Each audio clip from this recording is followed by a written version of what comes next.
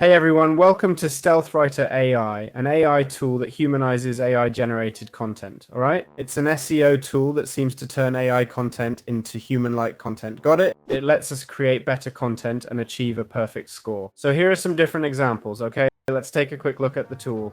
The tool is actually super simple. We'll click on Try for Free here. Okay, here we have the tools, the humanizer, AI detector, and well, the editor, which I guess is for writing and such. All right, so let's give it a try. I'm going to paste this chat GPT message, okay?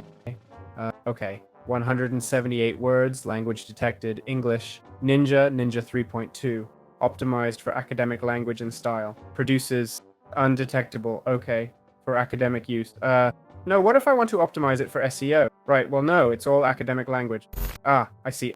Okay, let's use Ninja 3.2, level 10. The level basically means less detection at lower levels. We're going to... First, let's click on Review Artificial Intelligence. It says probably 60% artificial intelligence. Well, it detected that correctly. Let's click Humanize, verify we're human, and humanize our content, okay? And that's it.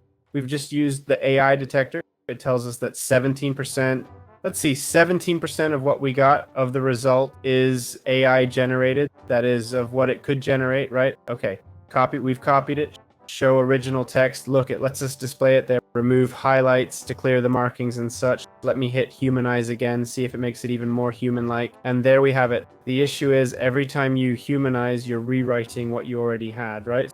So I understand that's the problem. Let's check out the pricing. I wouldn't pay more than 10 or 20 bucks. $20, 400 words per request, okay? Access to the Ninja model, bypassing all detectors. All right, unlimited words, okay. True, 400 words is very little, but you get ghost mode access. 20,000 ghost words.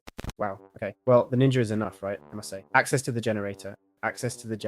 2,000 words per request. Really, it should be 2,000 words per request, not 400.